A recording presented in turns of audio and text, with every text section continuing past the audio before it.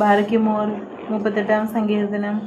യഹോവേ, ക്രോധത്തോടെ എന്നെ ശിക്ഷിക്കരുതേ, ഉഗ്രനീരസത്തോടെ എന്നെ ദണ്ഡിപ്പിക്കുകയുമരുതേ.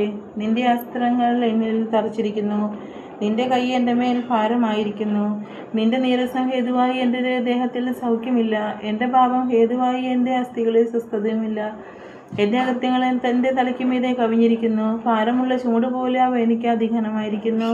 എൻ്റെ ഭോഷത്വം ഹേതുവായി എൻ്റെ വ്രണങ്ങൾ ചീഞ്ഞു നാറുന്നു, ഞാൻ കുനിഞ്ഞേറ്റവും കൂനിയിരിക്കുന്നു. ഞാൻ ഇവിടെ വിടാതെ ദുഃഖിച്ചു നടക്കുന്നു, എൻ്റെ അരയിൽ വരൾച്ച നിറഞ്ഞിരിക്കുന്നു, എൻ്റെ ദേഹത്തിൽ സൗഖ്യമില്ല.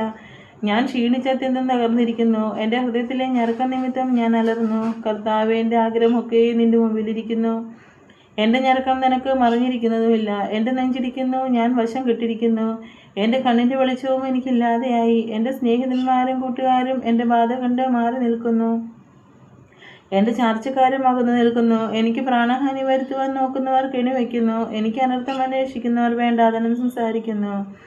അവർ ഇടവിടാതെ ചതിവ് ചിന്തിക്കുന്നു. എങ്കിലും ഞാൻ ചെകിടനെ പോലെ കേൾക്കാതെ ഇരുന്നു, വായ തുറക്കാതെ ഊമനെ പോലെ ആയിരുന്നു. ഞാൻ കേൾക്കാത്ത മനുഷ്യനെ പോലെയും വായിൽ പ്രതിവാദമില്ലാത്തവനെ പോലെയും ആയിരുന്നു. യഹോവേ, നിങ്ങൾ ഞാൻ പ്രത്യാശ വച്ചിരിക്കുന്നു. എൻ്റെ ദൈവമായ കർത്താവേ, നീ ഉത്തരമരുളും. അവർ എന്നെ ചൊല്ലി സന്തോഷിക്കരുതേ എന്ന് ഞാൻ പറഞ്ഞു. എൻ്റെ കാൽ വഴുതുമ്പോൾ അവർ എൻ്റെ നേരെ വമ്പ് പറയുമല്ലോ. ഞാൻ ഇടറി വീഴുമാറായിരിക്കുന്നു, എൻ്റെ ദുഃഖം എപ്പോഴും എൻ്റെ മുമ്പിലിരിക്കുന്നു.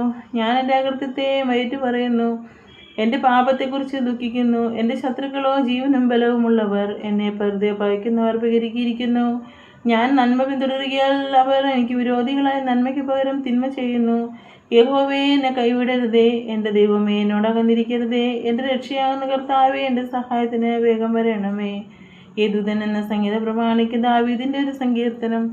ദൈവമേ, സുനിയോഗ്യമാകുന്നു. ബാരക്കുമോർ.